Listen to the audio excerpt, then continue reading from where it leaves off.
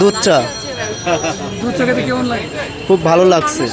সবাই তো খারাপ না, ঠিক আছে, আমি সবার কথাও বলি নাই, এখানে বলেছি কিছু যারা হচ্ছে ইতিমধ্যে যারা হ্যাঁ ইতিমধ্যে হচ্ছে যারা আর কি আপনার ইয়ে করেছে, ওই যে আপনার নতুন করে যারা করেছে মিডিয়াতে, তাদের ইন্টেনশন বেশিরভাগই খারাপ।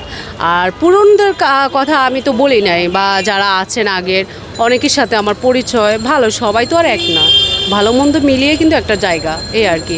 সো আমাকে দিয়ে পারে নাই, সো আমি হচ্ছে চলে আসতে পেরেছি।